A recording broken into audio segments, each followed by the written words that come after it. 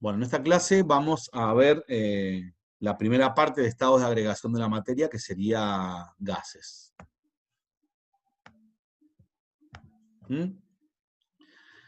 Estados de agregación de la materia, algunas cosas de estas ya las hemos visto en unidades anteriores. Tenemos como tres estados principales, a presión y temperatura, digamos, en las que se vive normalmente en la Tierra, el ser humano, que serían gases, líquidos y sólidos. Hay otros estados de la materia que se han ido descubriendo a lo largo del tiempo. ¿Alguno conoce otro estado de la materia que no sea gases, líquidos y sólidos? ¿El plasma? Plasma puede ser. El plasma, exacto. El plasma ahora nos resulta, digamos, muy común, pero en otro momento era como muy raro. Es un estado donde los electrones se separan de los átomos, básicamente, por el nivel de energía que hay en el ambiente. Tiene que ser un ambiente estimulado energéticamente donde digamos, se le promueva tanta energía que terminen los electrones separándose de los átomos. Y después hay un quinto estado de la materia, perdón, en vez de para arriba, para abajo. Muy interesante, un estado cuántico que se forma, que no se los voy a explicar, pero por lo menos sepan que existe.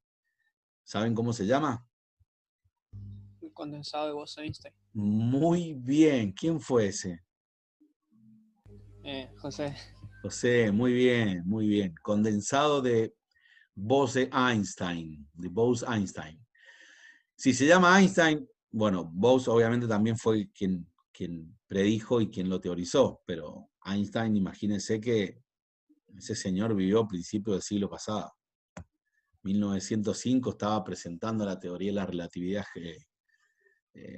especial, el efecto fotoeléctrico, bueno, un cráneo importante. Bueno, el condensado de Bose-Einstein es otro de los estados de la materia. Nosotros vamos a ver los tres que se pueden apreciar y estudiar a presiones y temperaturas corrientes que se viven en la Tierra, ¿no?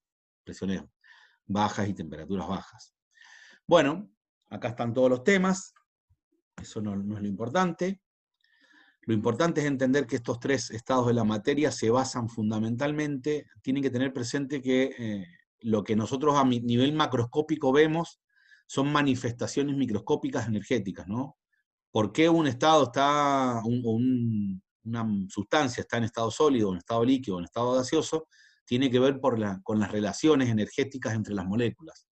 Es importante que ustedes tengan esa mirada de la materia, no solamente si es dura, si es brillosa, las características macroscópicas y organolépticas que podemos ver hasta que cualquier ser humano le pueda ver, sino nosotros de la ingeniería tenemos que tener una mirada, si se quiere, incluso más física del tema de los estados de la materia, y se van a entender mucho mejor las propiedades. Bien, como vimos, por ejemplo, fuerzas electrostáticas, ¿se acuerdan?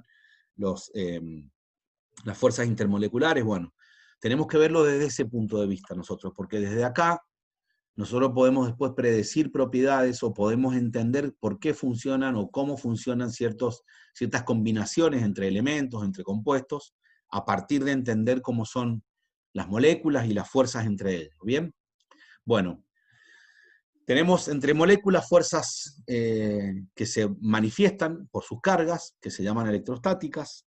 Ya habíamos visto esto, las fuerzas de interacción con iones, teníamos ion dipolo inducido, ion dipolo, ion-ion, son las tres posibilidades que teníamos.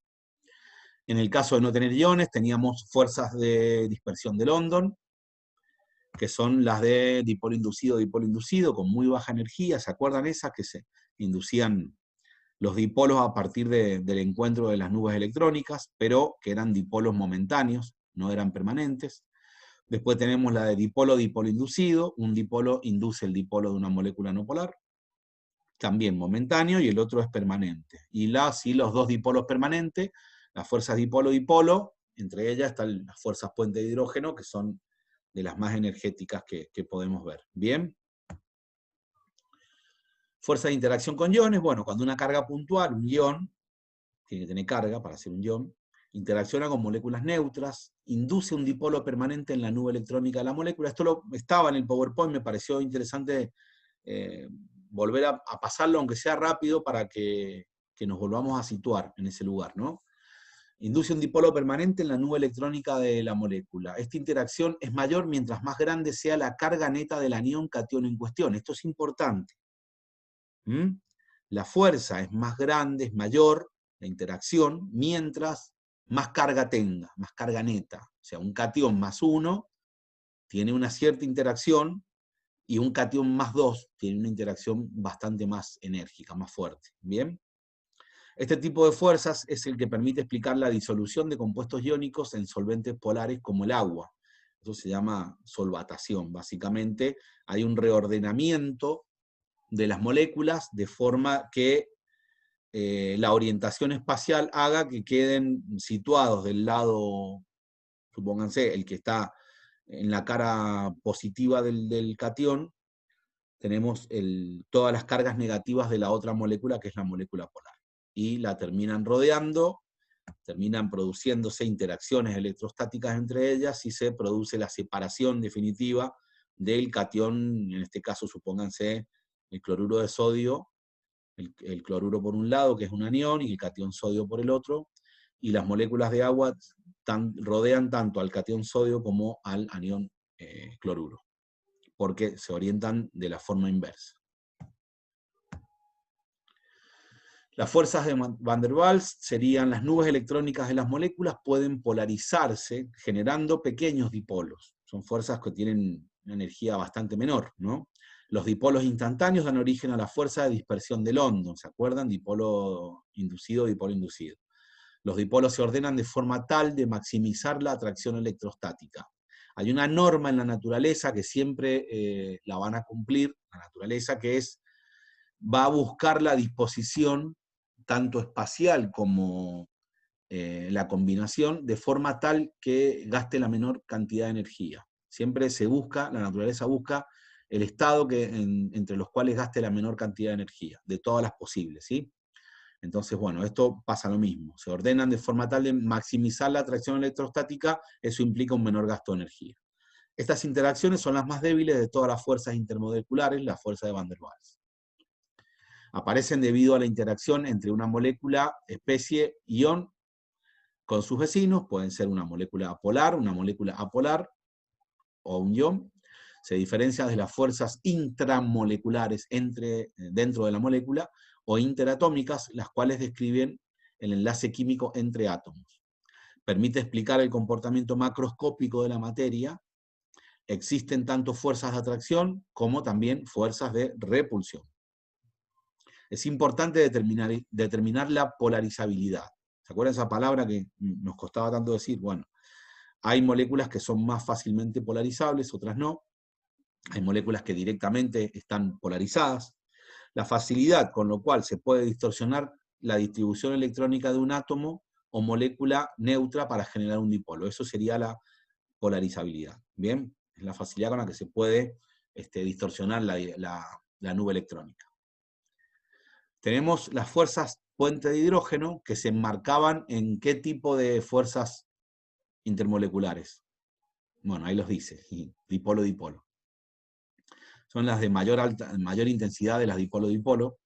Solamente aparecen entre moléculas en las cuales hay un átomo de hidrógeno enlazado covalentemente con un átomo muy electronegativo. Flúor, oxígeno, nitrógeno. Ese enlace flúor, oxígeno, nitrógeno con el hidrógeno lo que provoca es que la molécula quede polar, una distribución no equitativa de los electrones en la molécula, y que en la molécula aparezcan zonas con cargas negativas y zonas con cargas positivas como los hidrógenos. Esas moléculas con las moléculas vecinas luego sufren una atracción electrostática entre ellas, entre las regiones negativas de una de las moléculas con las regiones positivas de otra molécula.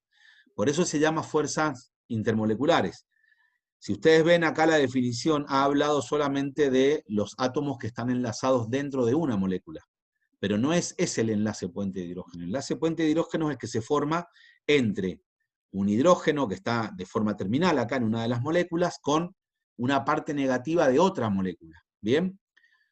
En la otra molécula también tiene que haber partes muy negativas como flúor, oxígeno, nitrógeno, en algún caso azufre. Son enlaces débiles, pero son mucho más fuertes que los enlaces, por ejemplo, de la fuerza de dispersión de London. ¿Bien? Y estos también son responsables de algunas propiedades. Por ejemplo, el agua, que tiene, digamos, si no tuviese las fuerzas de los puentes de hidrógeno, debería ser un gas a temperatura ambiente. Es un líquido porque además de las propiedades normales que tienen todos los elementos de ese grupo, el grupo en el que está el oxígeno, con las combinaciones químicas con el hidrógeno, además de esas propiedades que son similares, se le agrega el puente de hidrógeno, porque el oxígeno es una molécula muy electronegativa y forma esta polaridad en la molécula de agua. El oxígeno es un átomo, perdón, muy electronegativo. Y forma esta molécula polar con el hidrógeno. Esto genera los puentes de hidrógeno entre moléculas de agua, que es una característica que se da en el agua y no en los otros compuestos, por ejemplo, los compuestos con el hidrógeno y el azufre, por ejemplo, ¿no es cierto? El sulfuro de hidrógeno no tiene estas características. Entonces el sulfuro de hidrógeno a temperatura ambiente es gas y sin embargo el agua no. Entonces fíjense cómo influyen las fuerzas intermoleculares en los estados de agregación de la materia, en el estado sólido, líquido y gaseoso.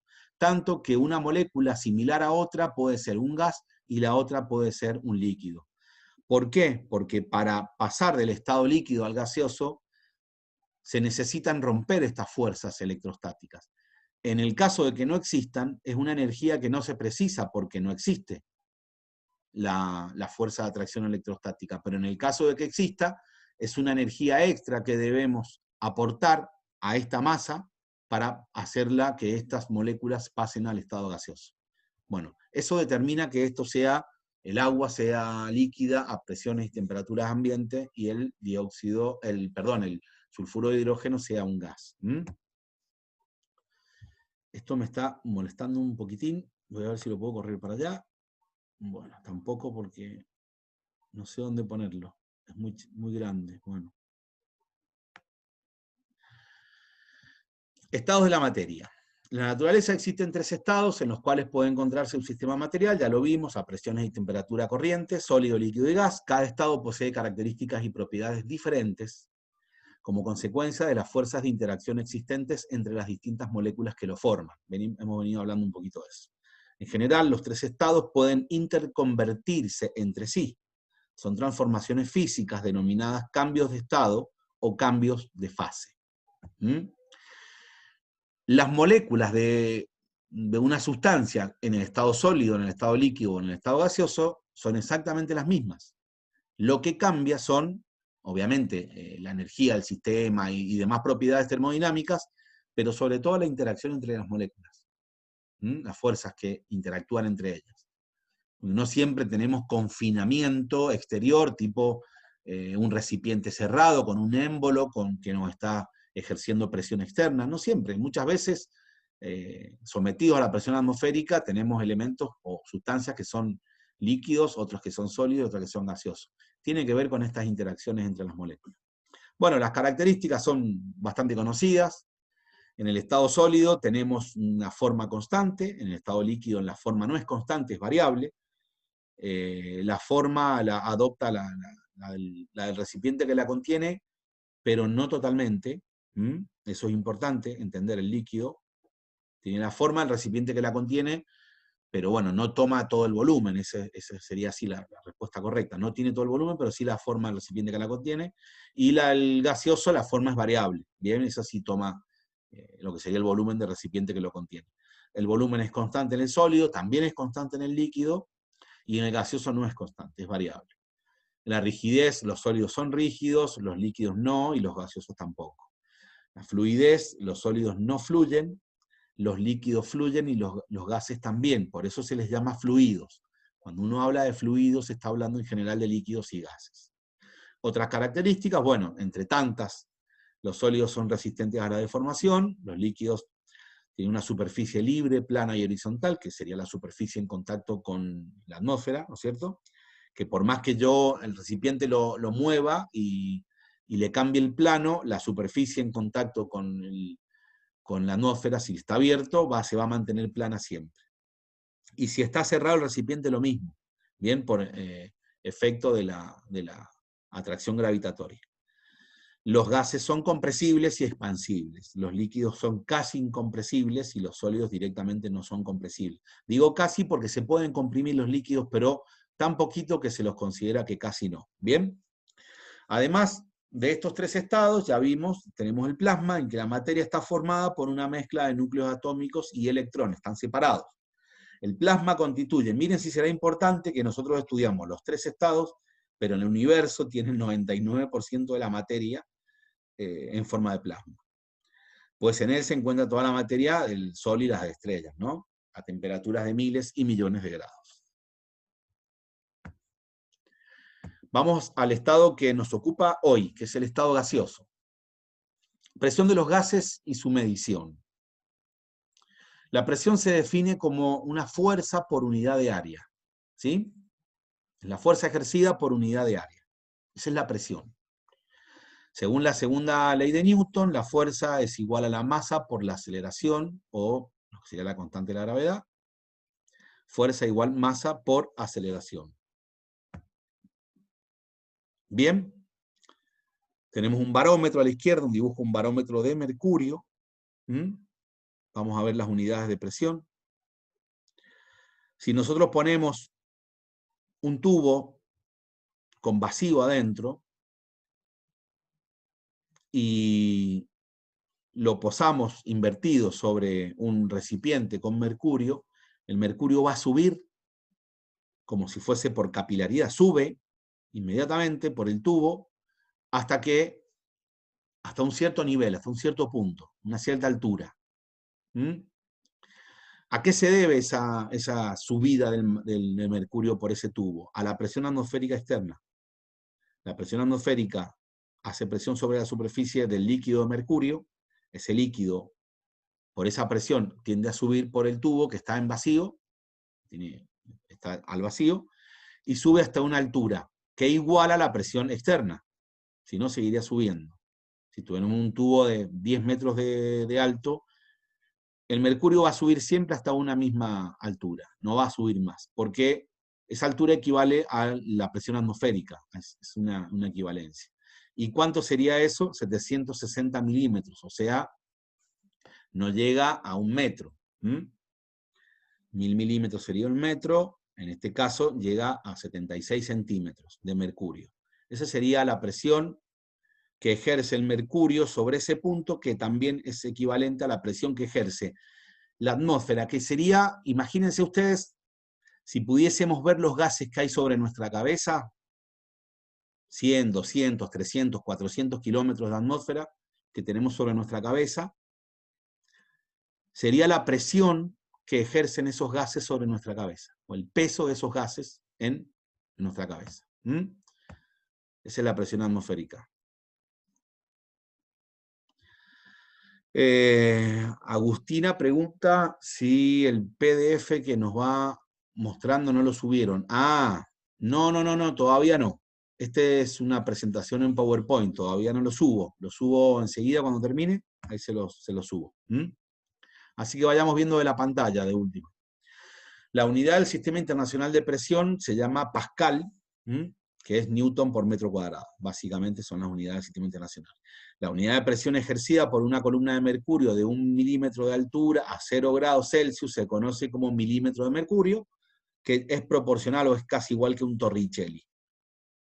Atmósfera también es una unidad de presión que sería el equivalente a 760 milímetros de mercurio. Y ahí tienen abajo las conversiones de unidades, tienen el bar y tienen los pascales.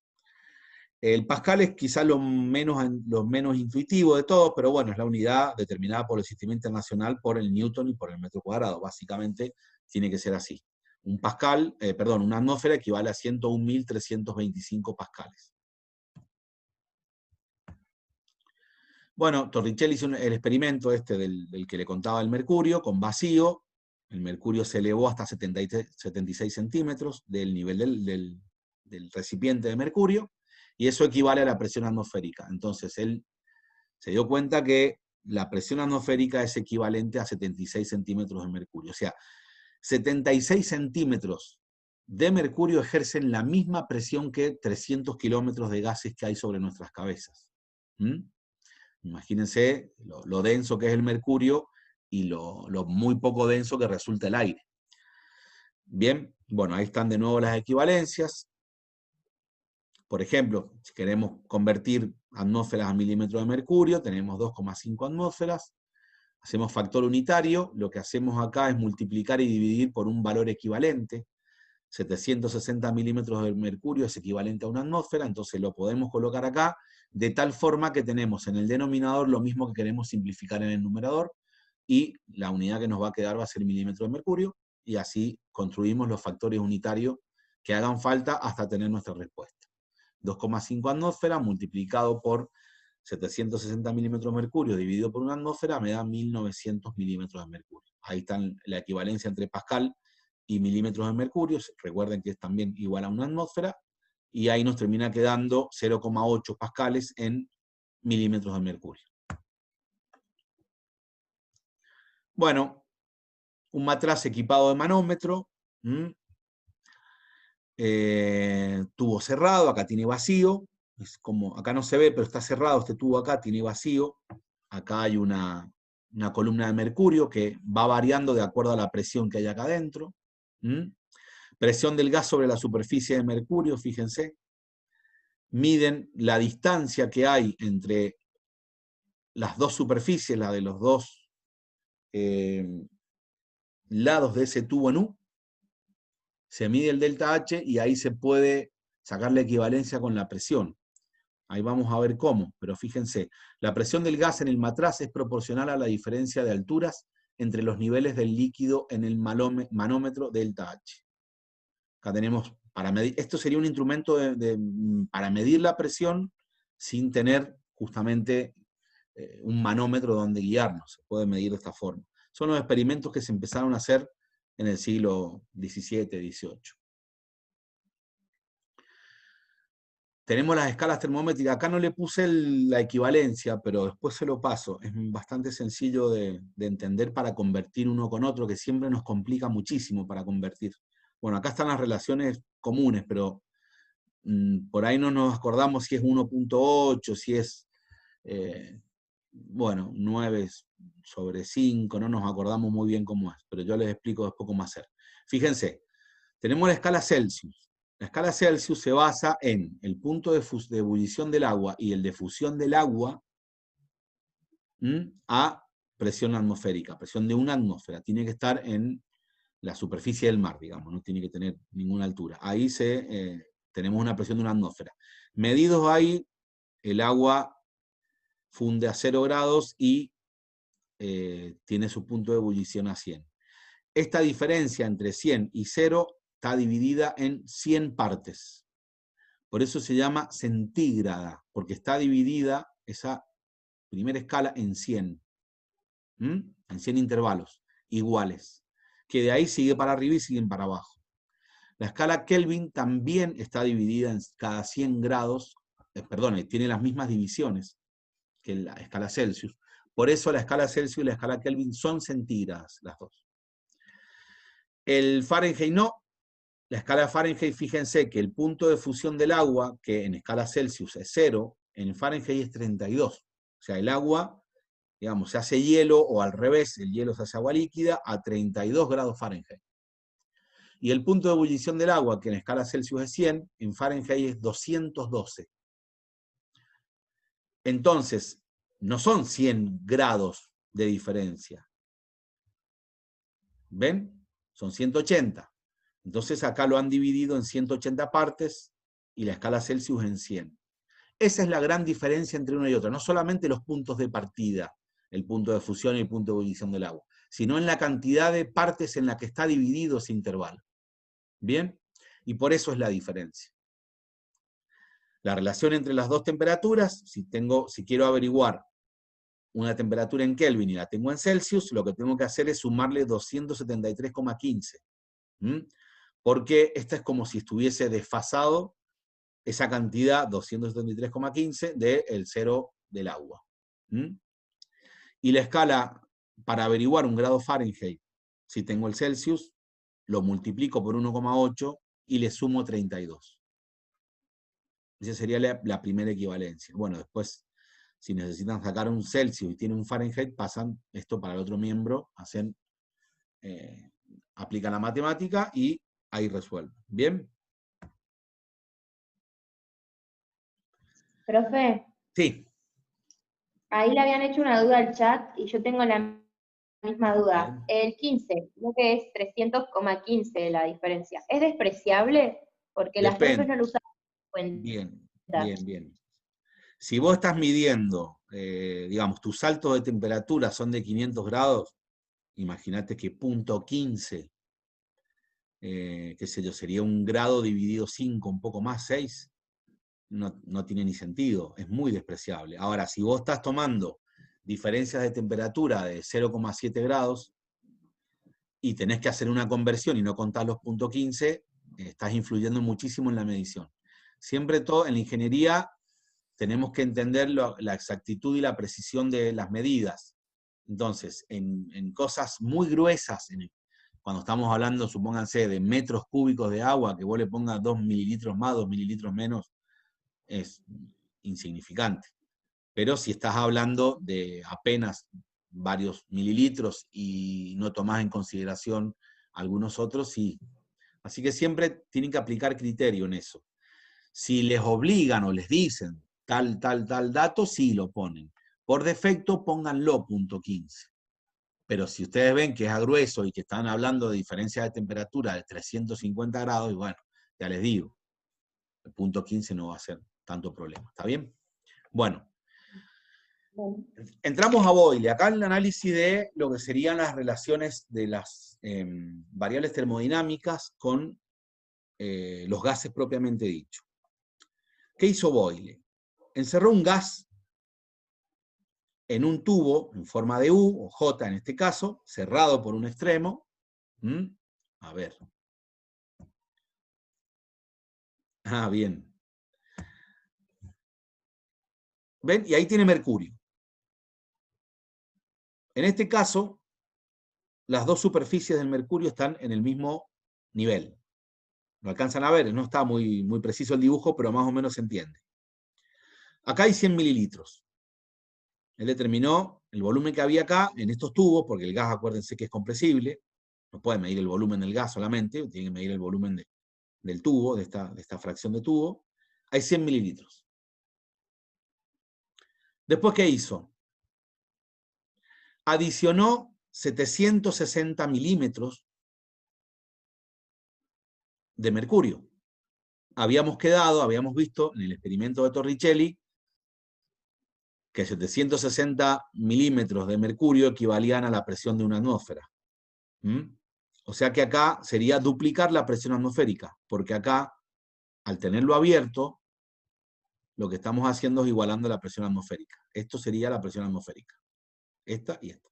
Estarían a la misma presión. Están ejerciendo presión sobre el mercurio los dos lados del tubo y el mercurio se mantiene en el mismo nivel.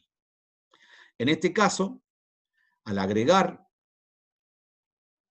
760 milímetros de mercurio, vemos que este nivel del gas disminuye. ¿Hasta cuánto? Hasta un nivel que ya estaba medido, que eran 50 mililitros. O sea, el volumen que pasó se contrajo a la mitad. O sea que acá hay una relación entre presión y volumen. ¿La pueden ver? Yo aumento la presión, ¿qué pasa con el volumen? Disminuye. Eso en matemáticas se llama directa o inversamente proporcional. Inversamente proporcional. Bueno, ahora falta ver en qué proporción, porque sabemos que es inverso, pero en cuánto. Y lo vamos a ver si le volvemos a agregar 760 milímetros de mercurio más a este lado del tubo, y esto se contrae de nuevo, pero no se contrae a la mitad de los 50, porque no puede. Fíjense que del original de 100 mililitros y de una atmósfera, tenemos acá de mercurio, ahora tenemos 33 mililitros, que sería, ¿qué relación a los 100 mililitros? Un tercio. Un tercio. y hemos agregado en total, se ha triplicado la presión. ¿Ven? Triplicamos la presión, disminuye 1/3 el volumen. Y ahí tenemos una relación numérica entre los dos. Bueno, este experimento de Boyle, lo que lo llevó a Boyle justamente es a crear una gráfica, presión-volumen, donde iba anotando los puntitos de cada uno de los estados del experimento, iba viendo que al aumentar la presión, o sea, ir hacia la izquierda, ¿por qué? Porque la presión sube. Esta escala es que va de presiones bajas a presiones altas. Si subo la presión, el volumen, ¿qué le pasa? Disminuye. ¿Lo ven? Entonces se dio cuenta que entre la presión y el volumen, cuando aumentaba la presión, disminuía el volumen. Eran inversamente proporcionales. Pero si por ejemplo, la presión está acá, el volumen tiene que estar acá abajo. Si yo paso el volumen al otro miembro, lo paso multiplicando. P por B era siempre igual a una constante. Siempre la multiplicación de la presión y el volumen de cada uno de los estados me daba el mismo valor. Un valor constante, similar. ¿Bien? Siempre y cuando en este experimento yo tuviese el número de moles o la cantidad de partículas de materia del gas constante y la temperatura tampoco variara. ¿Sí? Esto es importante. De estas 4 variables, nosotros dejábamos, digamos, sin modificar 2 y solo analizábamos cómo variaban las otras 2. Así van a ser todos los experimentos para poder ir viendo cómo es la relación entre una variable y otra. Si tenemos 2 estados diferentes, la presión de uno, del estado 1, por el volumen de ese estado, va a ser igual a una constante, que va a ser igual, numéricamente, a la presión del estado 2 por el volumen del estado 2. Bien, entonces la presión de una cierta cantidad de gas ideal a temperatura constante es inversamente proporcional al volumen y se relacionan de esta forma. O bien de esta, P por B es igual a una constante, o de esta forma, entre 2 estados distintos, acá, estado 1 y estado 2. Acá lo ven. Estado 1 con un volumen mayor, estado 2 con un volumen menor, y fíjense que la presión está simbolizada por las pesitas arriba del émbolo. Esta es la otra relación de presiones. Boyle-Mariotte. Fijamos la temperatura, fijamos la cantidad de materia, N y T. Sería el experimento al que llegó la conclusión Boyle. ¿Bien? El que dijimos recién. El volumen que ocupa una masa definida de gas es inversamente proporcional a la presión aplicada. Esta filmina está como superpuesta a la anterior, sigue explicando exactamente lo mismo. Es una transformación isotérmica. ¿Por qué? Porque se produce a temperatura constante. Y también tengan en cuenta que la cantidad de materia tiene que ser siempre la misma. ¿Ven? Bueno, todo esto estamos analizando gases ideales.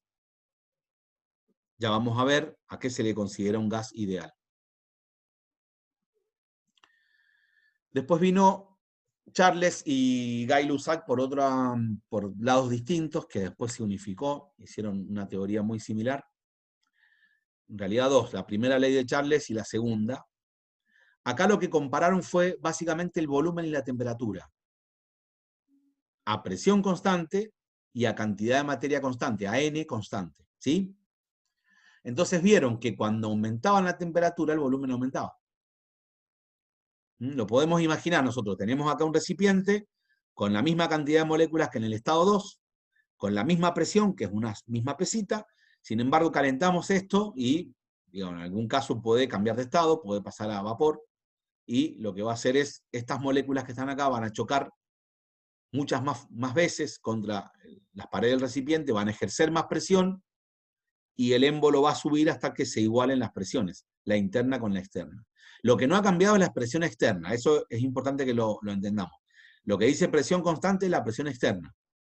La que cambia sí es la presión interna, claro, porque las moléculas al tener más temperatura, tienen más velocidad, chocan más rápido, digamos, contra las paredes del recipiente, o sea, viajan más rápido y la frecuencia de las colisiones aumenta. Entonces aumenta la presión. ¿Bien? Entonces, bueno, determiné una curva de este tipo, donde yo tengo en los ejes volumen y temperatura, y se forma una recta, ¿no es cierto?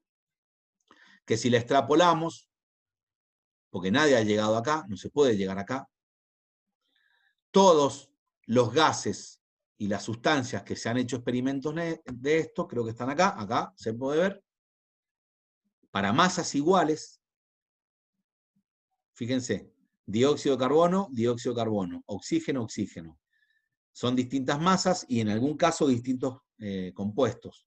Pero fíjense que si yo extrapolo, hacemos las mediciones, nos dan esa línea. Si se extrapola, todos dan al mismo punto, que es menos 273 Celsius. Acuérdense que la C no es centígrados, es Celsius. Centígrados también es el Kelvin. Eso lo explicamos recién. Bueno, la relación entre el volumen y la temperatura, la temperatura aumenta el volumen. ¿Cómo sería? ¿Directa o inversa?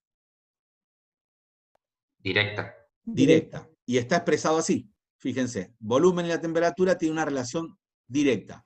Este alfa que se ve ahí, que es como un alfa, sería una proporcionalidad. Este crece, este crece. Este crece, este crece. Este baja, este baja. ¿Bien? A N y P constante, que es una transformación isobárica. ¿Por qué? Porque la presión constante se le denomina isobárica. Y también se puede hacer esta relación. Ahí, fíjense que ya cambió la proporcionalidad, cambió por una igualdad. Si yo le agrego un término K, que por ahora no sé cuál es. No sé cuál es numéricamente ese valor. Pero yo podría decir que la proporcionalidad se convierte en igualdad si acá le agrego un término que lo voy a averiguar enseguida. ¿Cuál es? Ese K. ¿Bien? Para dos estados diferentes, ya vimos recién, cuando eran inversos, se multiplicaba B por P, era igual a B al estado 2. En este caso, fíjense que son divididas. ¿Por qué? Porque si yo despejo esta temperatura, me va a quedar dividiendo. Volumen 1 sobre temperatura 1 es igual a una constante, que iba a ser igual a volumen 2 sobre temperatura 2. ¿Se entiende? Bueno, la relación entre dos estados distintos, estado 1 y estado 2, que podríamos significarlo por estos dos estados, matemáticamente son iguales a una constante cuando yo divido el volumen y la temperatura de un estado o del otro. Me dan exactamente el mismo valor. Bien. Todo esto se va a unificar en una ecuación, después ya la vamos a ver. Lo que estamos haciendo es viendo desagregado parte por parte. Bueno, eso ya lo vimos, lo de recién. El menos 273, ¿qué sería? El 0K. 0 Kelvin. Ahí tenemos lo que sería el cero termodinámico, que se llama. Fíjense qué volumen hay a cero termodinámico. ¿Cuál es? Cero. ¿Puede tener algo cero volumen? ¿O volumen igual a cero? No. No. Se condensa tanto, las moléculas se juntan tanto, que se supone que a 0 grados Kelvin, o a menos 273 Celsius, no hay volumen. Pero ya la molécula misma tiene un mínimo volumen, aunque sea muy pequeño. Imagínense si tuviese una cierta cantidad de materia interesante. No puede haber nada sin volumen, pero bueno, es por eso que no se puede llegar también a este, porque no hay instrumentos que puedan medir a 0 grados, porque se supone que los instrumentos lo que aprovechan son diferencias entre la sustancia medida y el equipo, diferencias eléctricas, diferencias de un montón de propiedades para poder hacer su medición. En el cero no habrían diferencias, tendrían todos la misma temperatura, estarían todos quietos, las moléculas no vibrarían en su lugar, bueno. Entonces ni siquiera habrían instrumentos que pudiesen medir al 0 grado. Se han acercado muchísimo, pero no han medido nunca a 0 grado porque no se puede. Bueno, la segunda ley de Charles Gay-Lussac, en vez de relacionar el volumen con la temperatura, relaciona la presión con la temperatura. ¿Qué habíamos dicho al principio? Que si yo aumentaba la temperatura del gas interna, también iba a aumentar su presión, ¿no? Porque sus moléculas adquieren más velocidad, la velocidad está relacionada con la energía cinética está relacionada directamente con la presión también por la frecuencia de las colisiones de las partículas contra los bordes del recipiente, que vendría siendo la presión, ¿sí?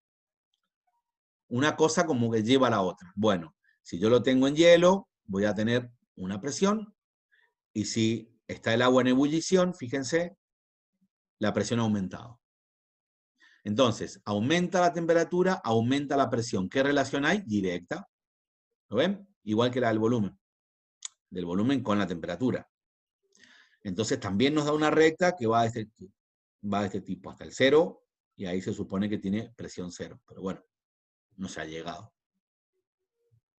Bien, se va viendo cómo son las relaciones entre ellas. Nos están faltando muy poquitas relaciones. Hemos relacionado la presión con el volumen con la temperatura, la presión con la temperatura, y nos está quedando ahora la cantidad de materia, N. La segunda ley de Charles-Gay-Lussac, que esta que vimos recién, a volumen constante, eso también es importante. Acuérdense que cuando analizamos dos propiedades dejamos las otras dos constantes, no las modificamos. Una cierta cantidad de gas ideal aumenta la presión en forma directamente proporcional a la temperatura. Y acá transformamos una proporcionalidad en igualdad al agregarle una constante K. Un valor que no lo conocemos hoy, pero ya la vamos a conocer. Si tenemos dos estados distintos, volvemos a comparar. La presión 1 sobre la temperatura 1 me va a dar un valor constante que va a ser exactamente igual al valor de la presión 2 sobre temperatura 2, y por propiedad transitiva, P1 sobre T1 es igual a la presión 2 sobre temperatura 2. Para N y B constante. Acá ya entra la masa, la masa no, el número de moles, también la masa, pero N, relación cantidad-volumen, ley de Avogadro. Bueno, algunas observaciones también las hizo Gay-Lussac. Fíjense acá, dos volúmenes de hidrógeno, una cierta cantidad de moléculas que hacen dos volúmenes de hidrógeno, combinados químicamente con un volumen de oxígeno. ¿Cuántos nos deberían dar? 2 más 1 nos debería dar 3 volúmenes. Se suponía, digamos, el experimento se basaba en eso, en confirmar que no nos daban esa cantidad de volumen. Nos dan 2 volúmenes de moléculas de agua.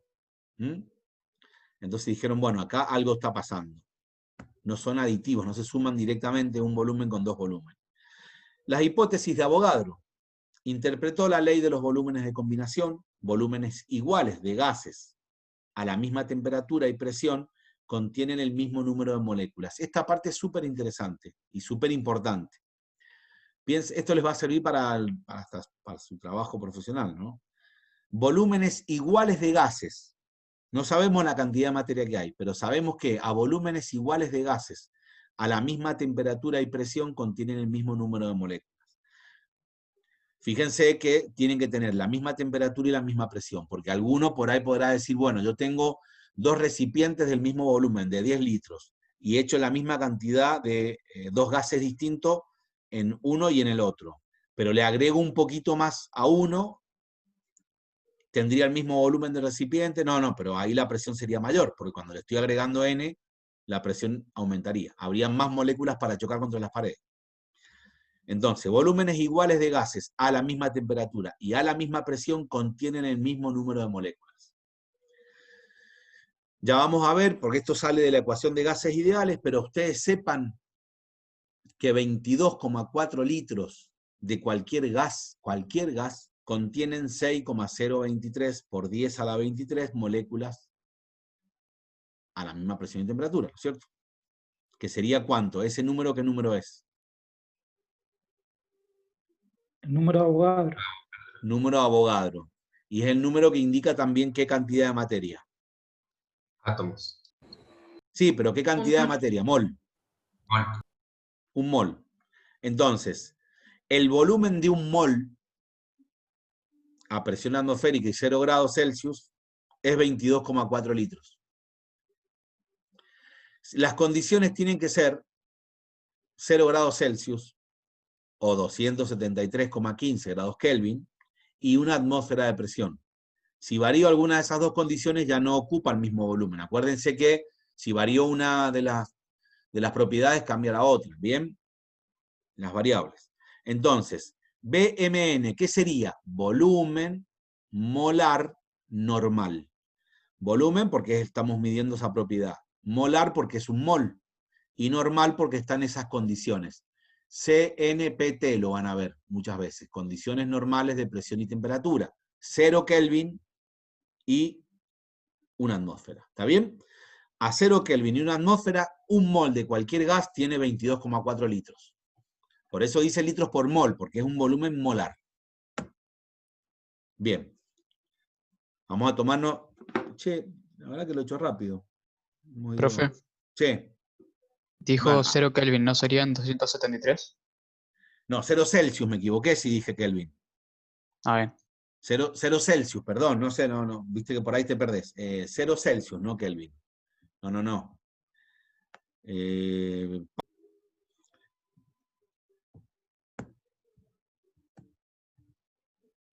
Bien, estábamos en la ley de Avogadro. Nos salió una foto muy favorecida de un Avogadro ahí. Fíjense, el volumen de un gas es directamente proporcional a la cantidad de materia, número de moles, a presión y temperatura constantes. Ahí lo que hicimos fue un experimento de mantener la presión y la temperatura constante y agregamos más cantidad de moléculas, el volumen aumentó. Entonces, a presión y temperatura constante, los volúmenes iguales de un mismo gas o gases diferentes contienen el mismo número de moléculas. Esto es el corolario de lo que habíamos visto antes, de los 22,4 litros.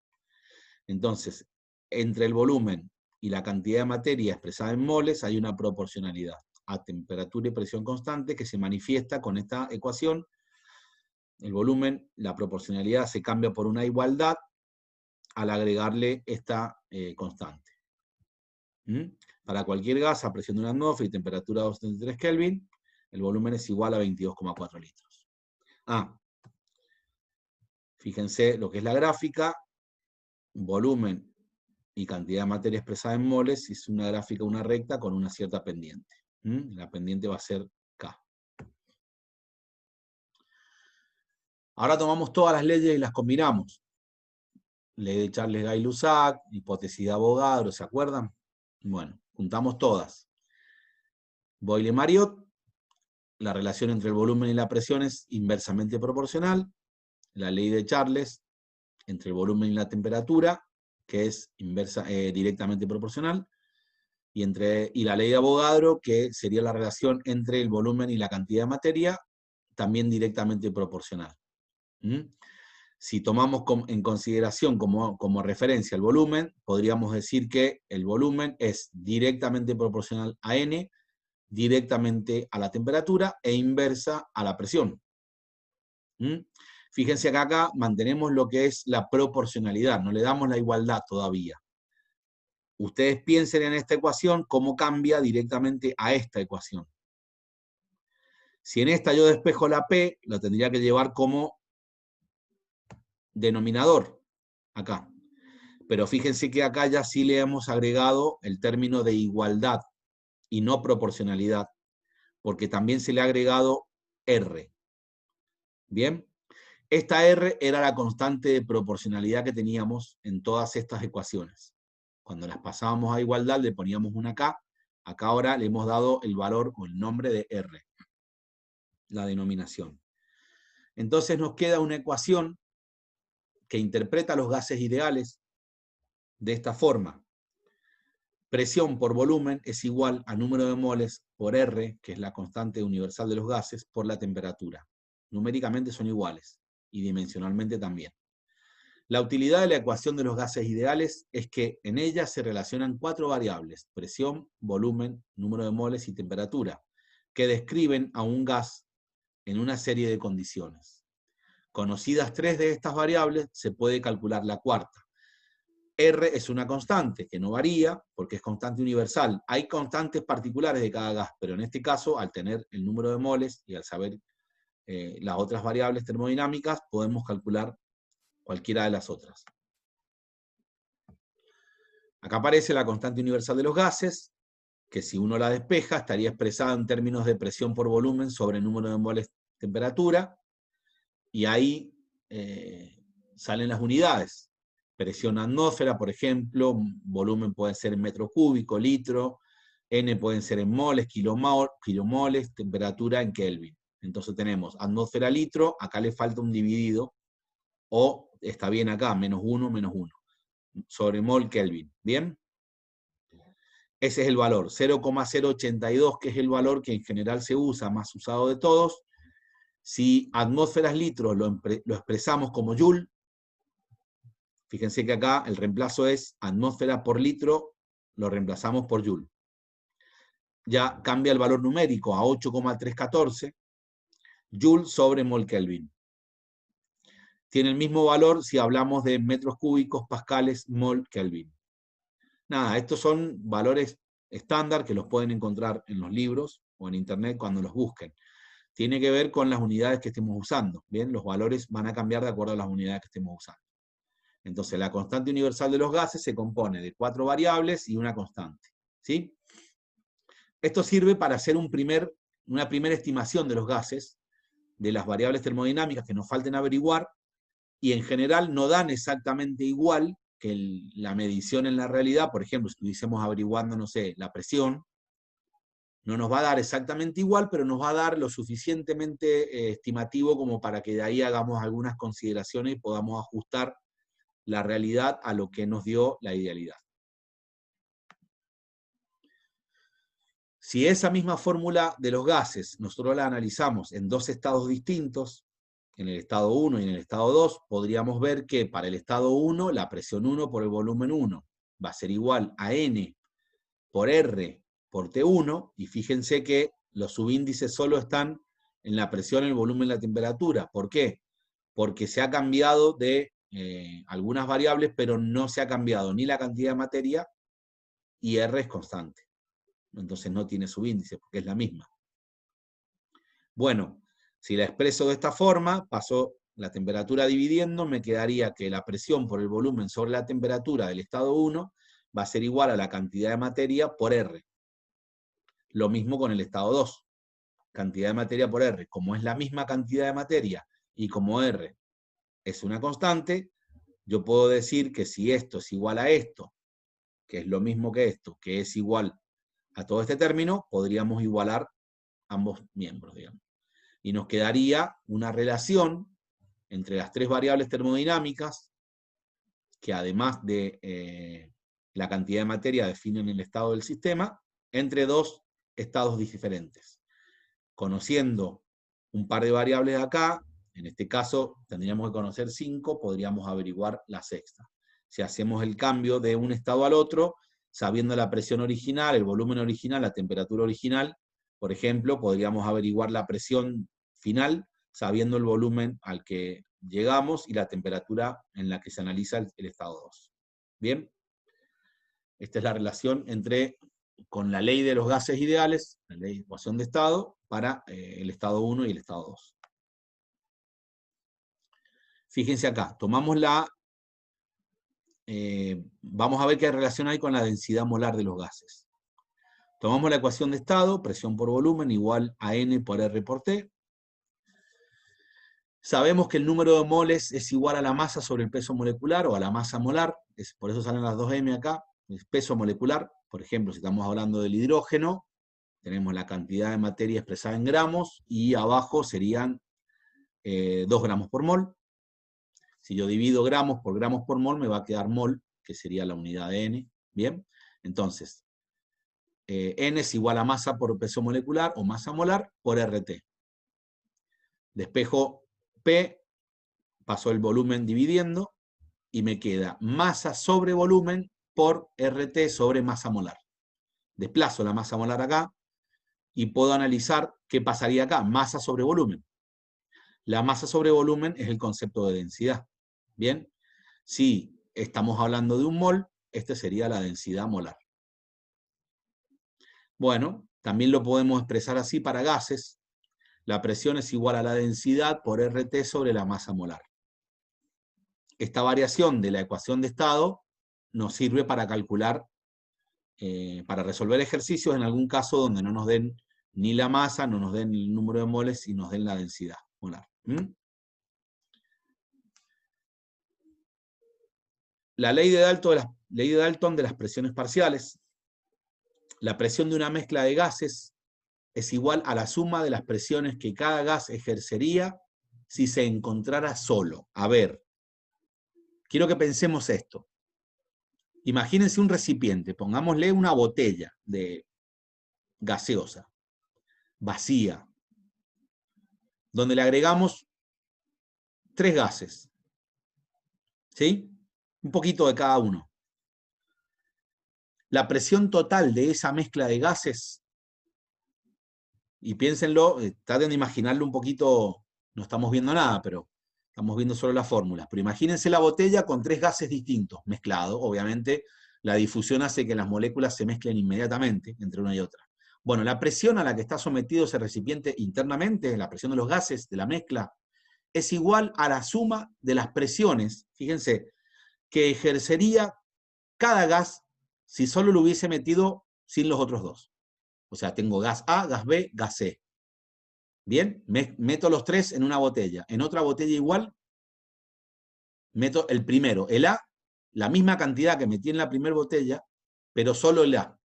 No meto ni el B ni el C.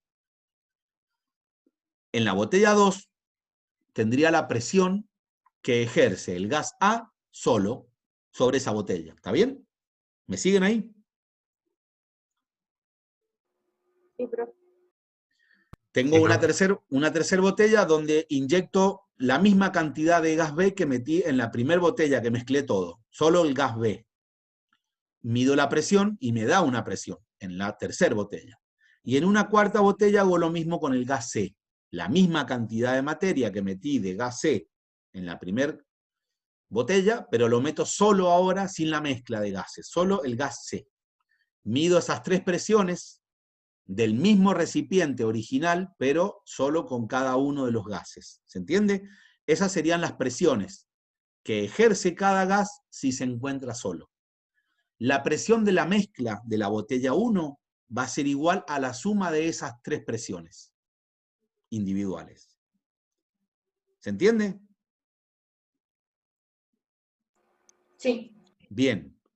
El concepto me interesa mucho, porque a partir del concepto la matemática se hace muy fácil después de entender.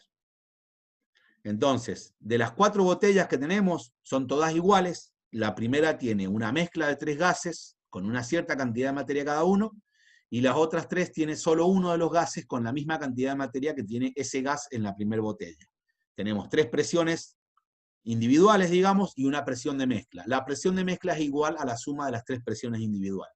Bien, ¿cómo se expresa matemáticamente eso? Fíjense, la presión total o la presión de la mezcla va a ser igual a la presión de 1 más la presión de 2 más la presión de todos los gases que yo haya inyectado, en este caso son 3, pero bueno, sería la suma de las presiones individuales.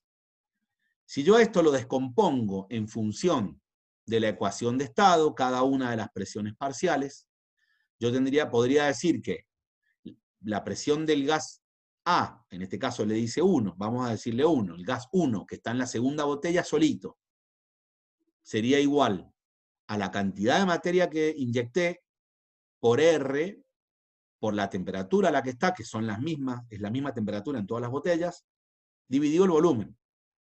¿Bien? Vamos al gas 2. ¿Cómo se compone su presión? La cantidad de materia del gas 2, que tranquilamente puede ser la misma que esta, pero no importa. Eso es independiente.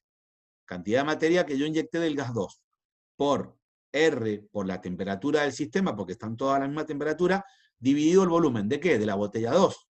Pero el volumen de la botella 2 es igual de la botella 1 y también igual de la botella 3. ¿Bien?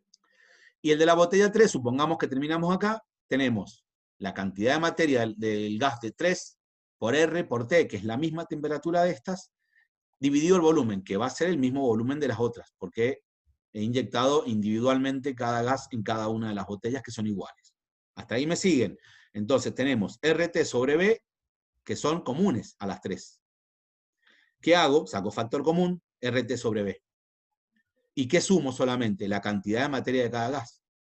En mi caso, en el caso del ejemplo que di, era gas A, gas B, gas C, sumo la cantidad de materia, los moles de cada uno. Bien, eso me da un número de moles totales, multiplicado RT sobre B, que serían las variables y la constante R, que serían las comunes a todas las botellas.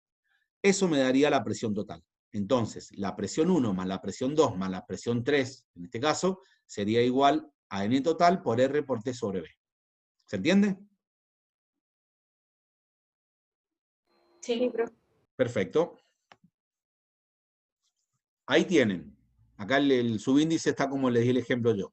La presión de A, del gas A, va a ser igual al número de moles de A por RT sobre B, y la presión B igual a N sub B, que sería la cantidad de moles de ese gas, por RT sobre B.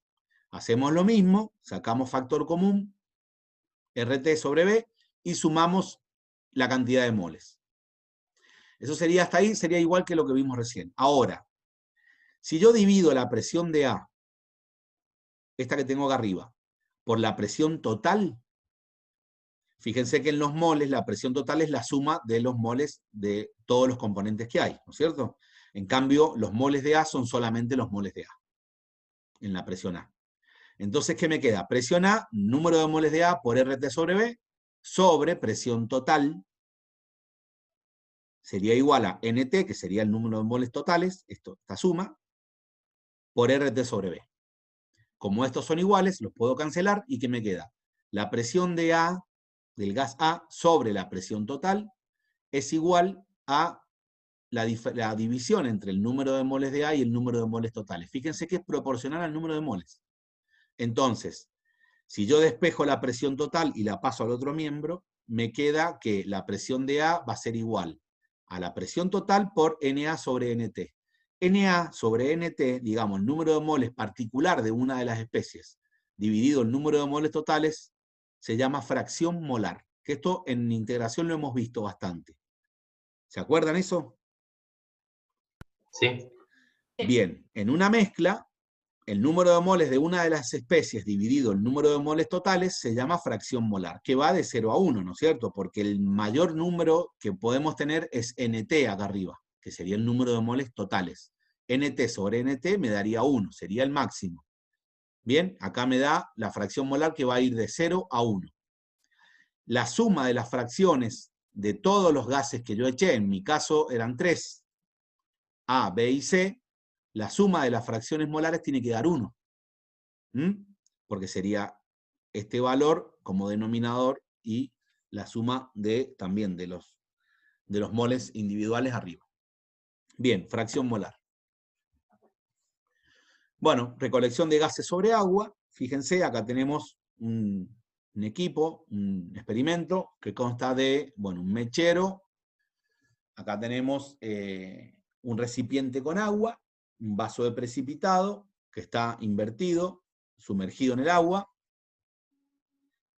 Tenemos un tubo de ensayo conectado, acá tiene una masa de gas determinada, el tubo está conectado acá, bien, y está en equilibrio. Si yo caliento esto, lo que estamos haciendo es aumentar la energía cinética, aumentar los choques efectivos, aumentar la presión. Si aumenta la presión, el gas siempre busca por dónde salir. Siempre la presión, digamos, sale por el lugar que tiene menos resistencia. Y obviamente va a ser, porque estas paredes son rígidas, va a buscar salir por acá. Entonces, va a atravesar este seno del líquido y se va a ir alojando acá, en este espacio. Bien, hasta que llegue un momento donde no salga más. Y nosotros podemos decir que la presión atmosférica, que es la que hace subir esta columna de agua, va a ser igual a la suma de la presión que tenga el gas más la presión de vapor del agua. La presión de vapor del agua es una propiedad de los líquidos, presión de vapor, que ya la van a estudiar, creo que mañana la vamos a dar, que tiene que ver con el siguiente concepto. Yo se los digo rápido y mañana lo van a profundizar un poquito más. Imagínense un vaso que está abierto a la atmósfera, un vaso de precipitado con líquido, supongamos agua. ¿Bien? No importa la temperatura, no es que está a más de 100 grados, está a 70 grados. Las moléculas de agua de la superficie, que está en contacto con el gas, con el aire, en realidad todas las moléculas no tienen la misma velocidad única, digamos, tienen distintas velocidades. Hay partículas o hay moléculas que tienen un poquito más de energía que otras y logran escapar a la fase gaseosa, aunque no tengan la temperatura para la ebullición, ¿sí? ¿Se entiende? Siempre la evaporación funciona de esa forma, digamos. Hay una transferencia de masa y energía entre el gas y el líquido, porque hay algunas moléculas de agua que tienen la suficiente energía para poder escapar del líquido, de las interacciones entre las moléculas de líquido. Se zafan de esas interacciones y salen al gas. Al cabo de un tiempito muy corto de tiempo y de distancia, pierden esa energía y caen, condensan y caen. ¿Bien? Vuelven al estado líquido. Cuando esas moléculas van entrando a la superficie del líquido, ejercen una presión sobre la superficie del líquido. ¿Bien? Porque chocan contra la superficie. Entonces, si salen muchas moléculas al estado gaseoso, vuelven muchas moléculas al estado gaseoso. Si salen pocas moléculas al estado gaseoso, vuelven pocas moléculas al estado gaseoso. ¿Bien? Un líquido volátil va a dejar escapar muchas moléculas al estado gaseoso que a la vez van a volver muchas al estado líquido. O sea que van a ejercer una presión interesante, mucho más que un líquido no volátil. ¿Bien? Esa presión que ejercen las moléculas que vuelven al estado líquido, en la superficie del líquido, se llama presión de vapor. ¿Me siguen? ¿Hasta ahí? ¿Se entiende ese concepto? Sí. Bien. Entonces, los líquidos que tienen alta presión de vapor son como más fácilmente trasladables del estado líquido al gaseoso. Su punto de ebullición son más bajos que los líquidos que tienen baja volatilidad o baja presión de vapor. Porque baja presión de vapor implica pocas moléculas que vuelven, porque implica pocas moléculas que salen. Tienen que hacer esa relación. Bien, entonces, el agua naturalmente tiene una presión de vapor que tiene que ver con la temperatura a la que está sometida ese sistema. Tiene un indicador de presión de vapor natural por esa temperatura a la que está el sistema. Entonces, esa medición de presión de vapor del agua que existe ahí, que genera acá una presión, más la presión del gas que va burbujeando y se aloja en esta cavidad que no tiene agua, no tiene líquido, hacen la totalidad de la presión atmosférica, igualan a la presión atmosférica que ejerce sobre el líquido que está fuera del vaso. ¿Bien? A partir de esta fórmula podemos determinar la presión del gas midiendo la presión de vapor del agua.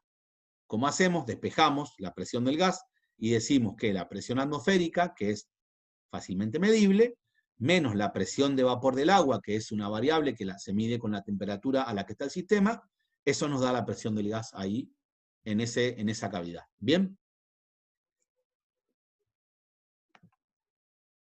Sí. Bueno, lo de la presión de vapor es un concepto que lo van a usar hasta cuarto, quinto año, así que entiéndanlo lo antes posible y lo mejor posible. Yo les reconozco que fue algo que me costó bastante entender. La presión de vapor del agua. Y la presión de vapor en general. Si yo tengo dos líquidos, o dos sustancias, sí, bueno, dos líquidos, y comparo sus presiones de vapor, el que tiene la presión de vapor alta es un líquido que tiene el punto de ebullición más bajo.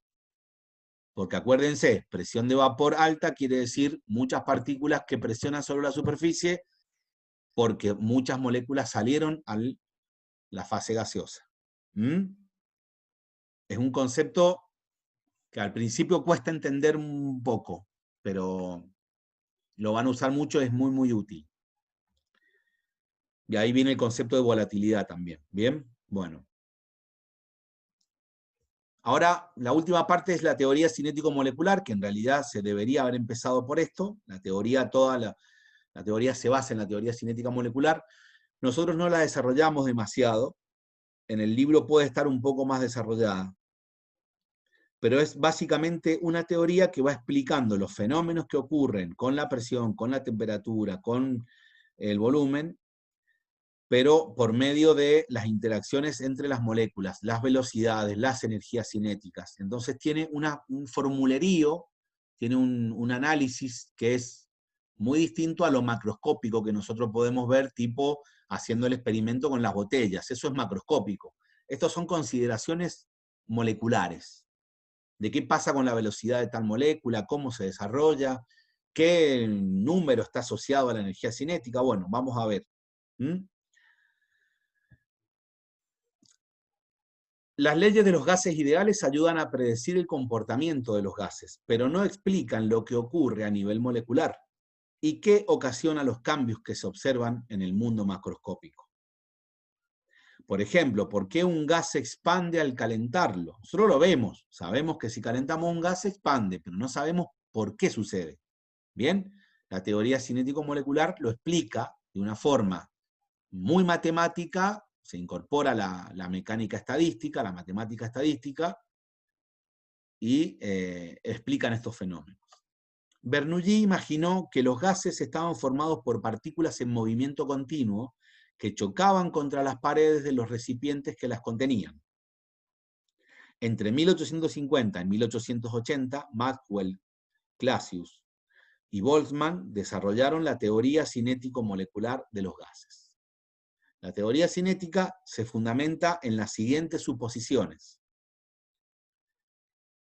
En la distancia entre partículas, en el vacío que hay, en los movimientos, en la energía cinética, ahí vamos a ver los postulados, y en la forma de las moléculas. Vamos a ver estos son los postulados de la cinética molecular. Esto es lo que le decía de la simplificación. Para poder estudiar y hacer este modelado matemático, tuvieron que suponer. Bueno, supongamos que las moléculas de los gases son esféricas. ¿Bien? No son esféricas, la mayoría. Entonces, ya hay una simplificación que no se ajusta a la realidad. Pero no importa, porque les dio una teoría que es suficiente para explicar muchas cosas. Entonces, a partir de ahí, después van complejizando. Dice, los gases consisten en grandes cantidades de moléculas que se encuentran en movimiento aleatorio, continuo, en línea recta, a velocidad variable. A velocidad variable quiere decir que la velocidad no son iguales en todas las moléculas. El volumen combinado de todas las moléculas es insignificante comparado con el volumen donde está contenido el gas. Acá están despreciando el volumen de los gases, el volumen que implica solo el gas. Lo desprecian. Las fuerzas de atracción y repulsión entre las moléculas son insignificantes. Esa es otra simplificación bastante importante. Las colisiones entre moléculas y contra las paredes del recipiente son completamente elásticas. Durante una colisión no hay ganancia ni pérdida de energía. La energía total se conserva. La energía total sí se conserva, pero sí durante las colisiones hay ganancia y pérdida de energía, evidentemente. También otra simplificación. La energía cinética promedio de las moléculas gaseosas es proporcional a la temperatura absoluta. Fíjense que dice promedio, porque hay moléculas que son más veloces que otras, pero si tomamos un promedio macroscópico, digamos, de las energías, ya vamos a ver cómo se llama esa velocidad, es proporcional a la temperatura. La energía cinética promedio, también, de gases diferentes, es igual a la temperatura dada, a una misma temperatura. Dos gases diferentes, a una misma temperatura, tienen una energía cinética promedio igual. ¿Sí? Son las consideraciones que hace la teoría para arrancar su modelado. No les vamos a matar con ecuaciones. Sinceramente, yo tengo hecho un apunte que son unas 30 hojitas en PowerPoint, bastante sencillo de leer. Si alguien quiere, porque en el libro está explicado, está muy bien explicado en el libro, yo lo tomé de ahí y lo fui haciendo tipo PowerPoint. Si alguien quiere verlo, me lo pide, yo se lo paso. Pero no se lo vamos a tomar así con el desarrollo matemático. Eso se lo paso por si lo quieren ir entendiendo, porque ahí va explicando paso por paso cómo se desarrolla esta teoría. ¿Bien? ¿Qué nos dice acá? Estos son los postulados. La energía cinética promedio es proporcional a la temperatura. Fíjense las referencias. Energía cinética, masa de la molécula, U es velocidad cuadrática media, B también le dicen RMS, y constante de proporcionalidad. Quiere decir que eso es proporcional. La energía cinética es proporcional a la temperatura, o sea que si aumenta la temperatura, aumenta la energía cinética. ¿Está bien? La energía cinética promedio vendría siendo un medio de la masa por la velocidad cuadrática media al cuadrado.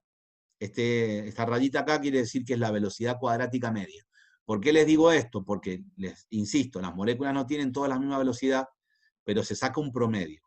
Y se le hace cuadrática, raíz cuadrada de la velocidad al cuadrado, para sacar el promedio de todos, de todas las componentes en cada una de las direcciones. Esto lo van a ver así, esto sería como la velocidad promedio, ¿no? Al cuadrado. Entonces, un medio de la masa por la velocidad al cuadrado vendría siendo proporcional a la temperatura, de acuerdo a estas dos ecuaciones. ¿Bien? O sea que un medio de la masa por la velocidad al cuadrado, ahí tiene la constante de proporcionalidad con la temperatura y el signo de igual. ¿Bien? Entonces, la velocidad cuadrática media o la velocidad media de las moléculas es proporcional a la raíz cuadrada de la temperatura sobre la masa molecular. Eso en términos generales, por eso dice proporcional. Porque si yo despejo el 2 me va acá arriba, bueno, tenemos otros números. Pero es proporcional. ¿Qué quiere decir? Que a mayor temperatura, mayor velocidad promedio, y a mayor masa molecular del gas, la velocidad es menor. Así tienen que interpretar ustedes las fórmulas. De forma física, simple, matemática, aplicada a la física. Si es directamente proporcional, crece esta, crece esta. Si es inversa, crece esta, decrece esta. ¿Me siguen? O sea, mientras más grande o más pesadas las moléculas, digamos, más masa tienen, menor velocidad tienen. ¿Bien? Bueno, ¿qué dice acá? Justificación de las leyes experimentales de los gases ideales. De acuerdo a la teoría cinético-molecular, la presión de un gas es el resultado de las colisiones entre las moléculas y las paredes del recipiente que los contiene. Ya lo había dicho Bernoulli, también otro de los animales de la ciencia, hace como 400 años. La presión que ejerce un gas depende de dos factores. El número de moléculas que chocan contra las paredes, ¿no es cierto?, por unidad de área, y de la fuerza, o sea, la energía con que las moléculas golpean las paredes. Ustedes imagínense un grupo de personas dentro de una habitación chocando contra las paredes y entre sí. Pero si chocan despacito, van a ejercer una presión, pero va a ser menor que si vienen otras que están súper intensas y le pegan fuerte a la pared. Entonces, no es solamente con la cantidad de moléculas, sino con la energía que se choca. ¿Bien? La teoría también proporciona una interpretación molecular de la temperatura. Vamos a seguir. ¿Se entendió lo de la presión? Bien. De acuerdo con... yo pregunto y me contesto solo. ¿Se entendió lo de la presión entonces? Sí, profe. Bien. De acuerdo con la ecuación vista anteriormente, esta de un medio de la masa por la velocidad cuadrática media al cuadrado es igual a una constante de proporcionalidad por la temperatura, o lo que es lo mismo, es proporcional a la temperatura absoluta de un gas es una medida de la energía cinética promedio de las moléculas. Esta parte es buenísima, porque solo con medir una variable termodinámica, que la podemos medir de forma macroscópica, digamos, con instrumentos que no hace falta irnos a las moléculas, ya podemos tener una estimación del promedio de la energía cinética. ¿Bien? En otras palabras, la temperatura absoluta es un índice del movimiento aleatorio de las moléculas. A mayor temperatura, mayor energía cinética. Parece toda una redundancia, pero tiene, bueno, es una redundancia, pero tiene implicancias centrales. ¿Bien?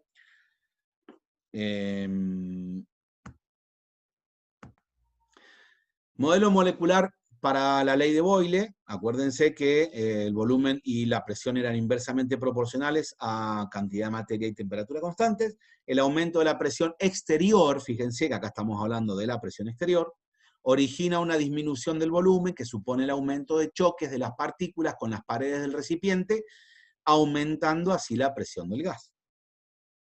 O sea, se reduce el volumen y aumenta la presión, que sería satisfactorio con esta fórmula. ¿Bien? Yo por eso les digo, acá no están las fórmulas finales de la teoría cinético-molecular. Si alguien se enrosca y quiere, no sé si, yo calculo que no muchos, pero bueno, tengo el apunte para si lo quieren ver. Realmente se pasa muy sencillo. Modelo molecular para la ley de Charles, que relacionaba la velocidad, el volumen y la temperatura, ¿se acuerdan? A cantidad de materia, a N y a presión constantes. Fíjense, acá tengo una presión exterior, que es la atmosférica, la presión del gas, una temperatura. Yo la presión del gas la mantengo constante, no la estoy, no se cambia la presión del gas. La temperatura sí la cambio, fíjense, va a aumentar. Aumenta. Aumenta acá, aumento hasta 2. Entonces, la presión del gas, fíjense lo que pasa. Al aumentar la temperatura, aumenta la fuerza con la que las moléculas chocan contra las paredes del recipiente. Esto provoca un aumento de la presión interior, en principio, que desplaza el émbolo hasta que se iguala con la presión exterior, lo que supone un aumento del volumen del gas. Ustedes me dirán, bueno, profe, pero me dijo que no aumentaba la presión interna. No, miren, entre este estado y este estado, la presión interna es la misma.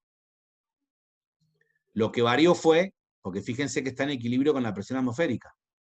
Por eso el émbolo está en el mismo lugar. Porque esto es un émbolo móvil, que no lo retiene nadie.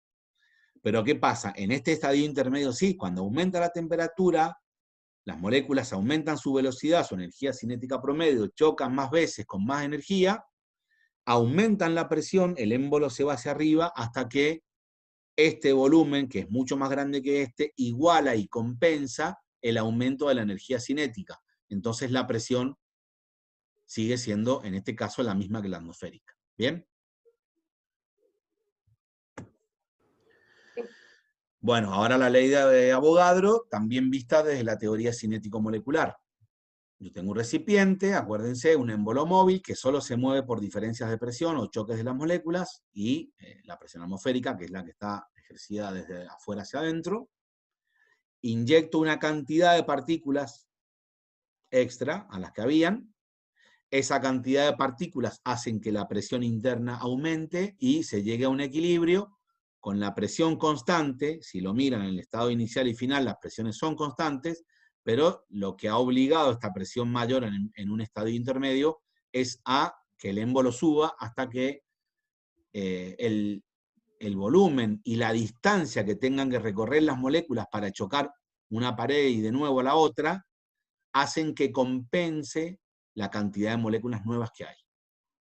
Bien, entonces, volumen respecto de la cantidad de materia, hay una proporcionalidad a temperatura y presión constante. Yo no cambié la temperatura, ni cambié la presión final y inicial, solamente agregué cantidad de materia nueva. ¿Ven? La adición de más partículas provoca un aumento de los choques contra las paredes, lo que conduce a un aumento de presión que desplaza el émbolo hasta que se iguala con la presión externa. El proceso global supone un aumento del volumen del gas. Fíjense acá, tengo el mismo gas, que es nitrógeno. Esto es número de moléculas, y esto es velocidad molecular, metros sobre segundo.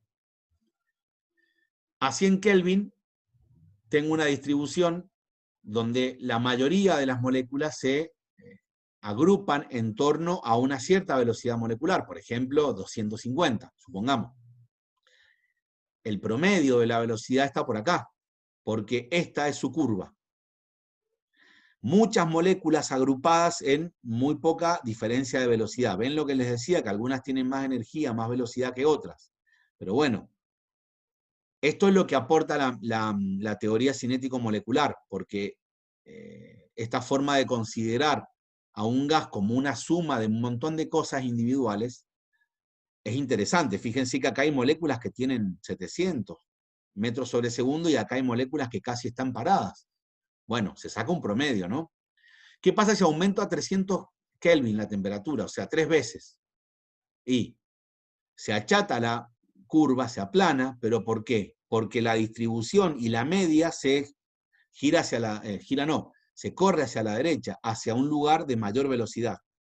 Entonces, la velocidad promedio de todo el conjunto de moléculas está más cerca de 500, fíjense, ha aumentado bastante. Aunque ya tengo algunas moléculas que están quintuplicando casi eso, triplicando, cuadruplicando esa velocidad promedio. Si aumento a 700 Kelvin, el promedio de la velocidad se va mucho más alta que las dos anteriores.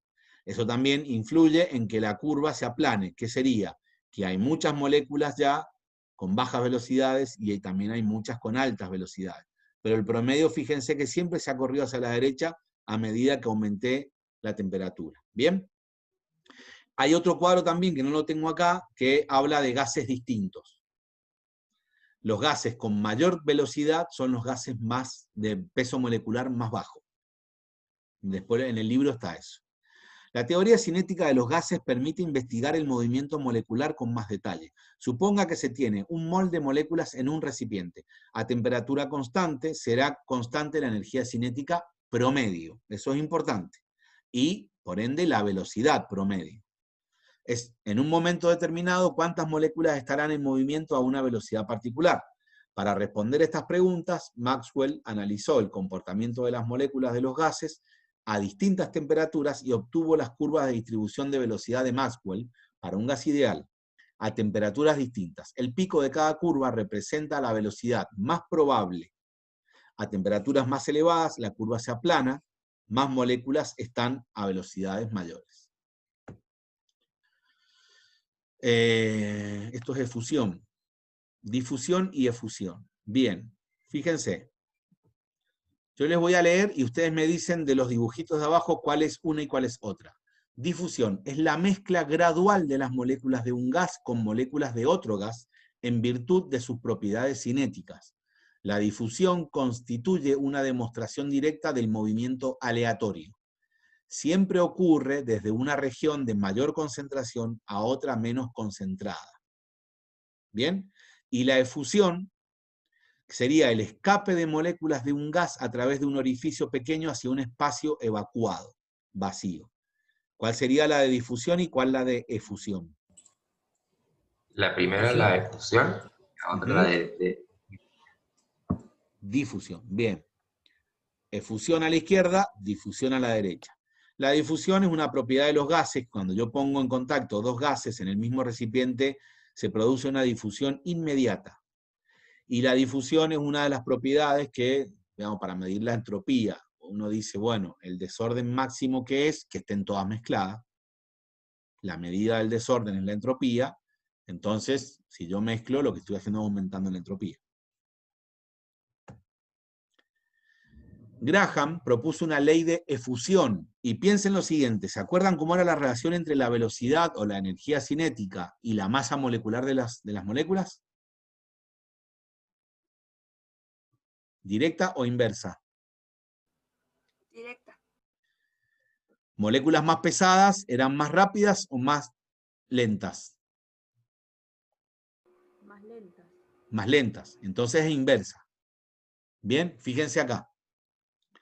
La ley de efusión de Graham establece que la velocidad de efusión, esto tiene que ver con la efusión, con lo que vimos recién atrás, con esto, con el escape por un orificio pequeño, de un gas es inversamente proporcional a la raíz cuadrada de su masa molar. Es muy, muy similar a la proporcionalidad de la velocidad con la temperatura y la inversamente proporcional con la masa molecular. Fíjense, la velocidad de promedio de la especie 1 sobre la velocidad promedio de la especie 2 es igual a la raíz cuadrada de la masa molecular de la especie 2 sobre la masa molecular de la especie 1.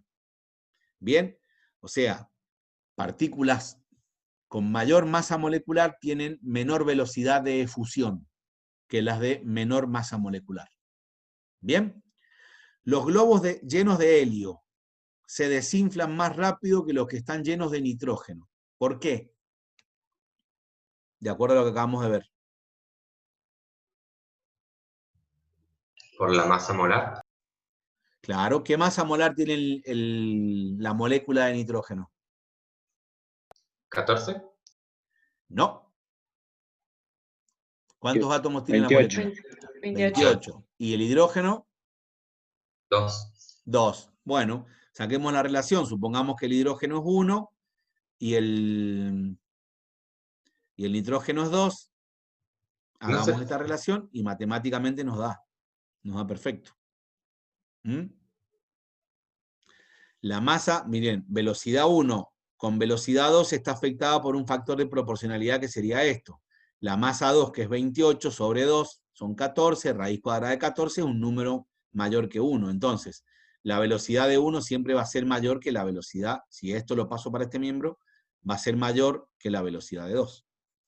Así como muy rápido le podría decir 14, raíz cuadrada de 14, va a ser casi 4 veces más veloz, mayor veloz en la efusión el hidrógeno que el nitrógeno. ¿Bien? Bueno. Estamos terminando, chicos, quedan estas dos últimas. Habíamos hablado de los gases ideales. ¿Se acuerdan? P por B igual a N por R por T.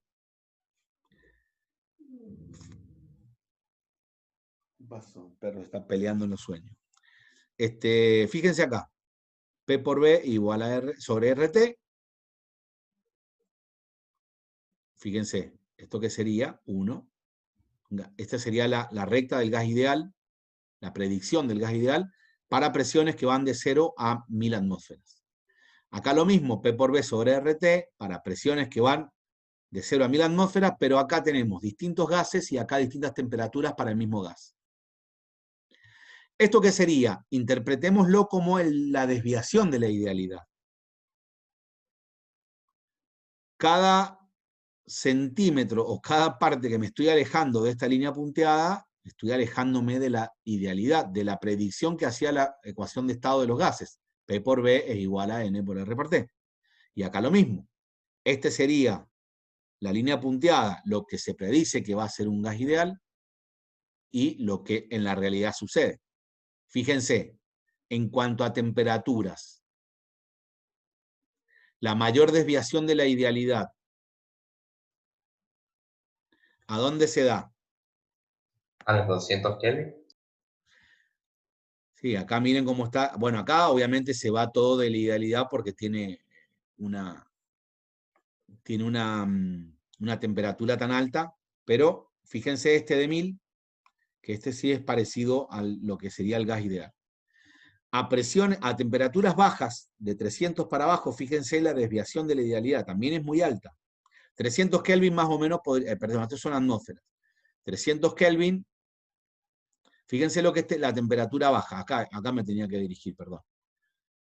200 Kelvin, 500 Kelvin, 1000 Kelvin. Yo aumento la temperatura y la desviación de la idealidad, ¿cómo la podemos medir o ver? ¿Está más separado de la idealidad o menos separado de la idealidad a temperaturas más altas? Menos. Menos separado. Claro, ven que se va como cada vez pareciendo más a un gas ideal. ¿Lo ven? Si yo aumento más, probablemente la curva se parezca justamente más a lo que sería la línea punteada del gas ideal. Pero a temperaturas bajas, miren la diferencia del gas ideal, es como muchísima la diferencia. ¿Bien? Y acá, para gases distintos, a presiones distintas, podemos ver, mientras más aumento la presión, más se aleja de la realidad, de la idealidad, perdón. Entonces, desviación de la idealidad, estas son las condiciones reales de los gases. ¿Por qué pasa esto? Y porque las consideraciones que hicimos de las moléculas esféricas, que no tienen interacción entre ellas, que recorren una distancia, todas iguales y que los choques son elásticos, eso que hicimos al principio, bueno, en los gases reales no se cumple. Bien, a medida que las moléculas son, por ejemplo, en el factor geométrico, mientras más esféricas las moléculas, son más parecidas a la idealidad, pero mientras menos esféricas las moléculas, mientras más asimétricas, son más alejadas de la idealidad.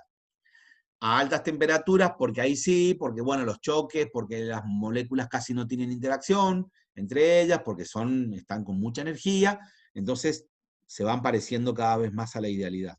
¿Ven? Entonces, dice, el comportamiento no ideal de los gases es más significativo, se ve mucho más, es más evidente, a altas presiones y o a temperaturas bajas. Piensen lo siguiente, si yo tengo un gas a una presión atmosférica normal, van a tener una distancia entre sus moléculas. Si yo le ejerzo más presión y aumento presión, aumento presión, aumento presión, cada vez se van a ir acercando más las moléculas entre ellas, ¿sí? Y ese acercamiento va a producir que aparezcan interacciones entre las moléculas. Y esas interacciones entre las moléculas lo que hacen es alejar cada vez más de la idealidad. ¿Bien? Entonces, a altas presiones y a bajas temperaturas, los gases se manifiestan como muy alejados de la idealidad. A medida que aumenta la temperatura o bajo la presión, los gases son como más predecibles desde la idealidad, digamos, ¿no? La idealidad es un modelo básico para empezar a estudiar los gases. No es que todos nos movamos con esa fórmula tan sencilla, P por B, NRT, sino que hay un montón de ecuaciones después, que ya la van a ver en fisicoquímica y en cuarto año también, y en tercero, que aparecen muchísimas ecuaciones de estado, Penn-Robinson, Suave, Redlich-Kwong, el virial, que son todas ecuaciones que intentan corregir lo que esta fórmula no puede. Porque esta fórmula es muy imperfecta. Le van agregando un coeficiente. Ahora vamos a ver cómo modifican esta fórmula como mínimo. Pero después hay otras mucho más complejas. Bien. Estos serían gases reales. Acá no lo podemos ver porque está el cosito este. Pero esos son los gases reales. Bien. ¿Qué dice? Bueno, que las fuerzas de atracción entre las moléculas ya no son despreciables. Hay que considerar una fuerza de atracción entre las moléculas. Entonces, la presión que tenemos que medir se va a componer de una presión, la presión que debería ser una presión medida, más este factor, que es el que le agregamos ahora. No son iguales las presiones, sino que a esta, que es la que estamos midiendo, tenemos que agregarle este factor, un factor n al cuadrado, que es número de moles al cuadrado, porque depende de la cantidad de moléculas que hayan, a que es una constante que depende del gas, sobre b cuadrado. B cuadrado es el volumen. Este es un término que incluyó alguien y dijo, bueno, evidentemente Van der Waals tuvo estas consideraciones. Y dijo, che, si yo le agrego este término, dependiendo de cuántas moléculas más le he echado, el A, que es un factor que está asociado a cada tipo de gas distinto, y al cuadrado del volumen, me da una presión bastante más cercana a la que me predice la idealidad, digamos. ¿Está bien? ¿Por qué? Porque las interacciones intermoleculares que dan lugar al comportamiento no ideal dependen de la frecuencia con que se acerquen dos moléculas. El número de tales encuentros aumenta con el cuadrado del número de moléculas, este n cuadrado, por unidad de volumen, también al cuadrado. ¿Ven? Ese encuentro entre moléculas. Debido a que la presencia de cada una de las dos moléculas en la región determinada es proporcional a n sobre b. Entonces, Van der Waals incluyó este término en lo que sería antes la presión a secas, P. Ahora le vamos a poner P más n cuadrado por A sobre B cuadrado. ¿Bien? Pero tampoco terminaba siendo tan preciso y dicen, bueno, porque recién hicimos una consideración para los gases ideales. ¿Qué dijimos del volumen de las moléculas de gas? Cuando hacíamos los postulados de la teoría cinético-molecular. ¿Cómo consideramos las moléculas, el volumen de las moléculas de gas? ¿Nadie se acuerda? Bien, Agustín. Está muy bien. Despreciable. Decíamos que el volumen de las moléculas del gas no lo íbamos a considerar y que solo el volumen iba a ser el recipiente. O sea que entre molécula y molécula hay vacío absoluto y que no consideramos el lugar que ocupa en el espacio la cantidad de moléculas que hemos agregado. Eso tampoco es real e interfiere muchísimo en la medida final o en la predicción final. Bien, entonces tenemos el volumen libre, será el volumen que queda entre las moléculas, que sería el volumen a considerar, sería igual al volumen total sobre menos un factor que se llama covolumen, que sería la cantidad de moléculas por una constante B que también depende del gas. ¿Por qué? Porque no es lo mismo una molécula de hidrógeno, que tiene un solo electrón dando vueltas alrededor de cada uno de sus átomos, que una molécula de cloro, por ejemplo, de gas cloro, que tiene un montón de electrones dando vueltas en su alrededor, 17. ¿Está bien? Los volúmenes son distintos. Entonces B varía de acuerdo al gas. N por B sería restarle al volumen que nosotros lo conocemos como B, nomás. Esto le restamos N por B. Entonces, con estas dos consideraciones tenemos la primera ecuación de gases reales, que se llama ecuación de Van der Waals, que sería esta. Es igual que la anterior, nada más que donde va la P sola, ahora tenemos con esta presión corregida, y donde iba el volumen solo, le hemos corregido con este factor del covolumen. ¿Está bien? Al agregarle esto hace que puedan haber mejores predicciones para los gases. ¿Bien? ¿Se entendió eso? Sí, profe. Muy bien. ¿Qué pasó? Se ha terminado. Ah, ahí no le puse fin. A ver, terminó, me parece. Muy bien. Sí, no me salió eso. No, a ver. Ecuación de gases. Ahí está, claro. La próxima es esa. Bueno,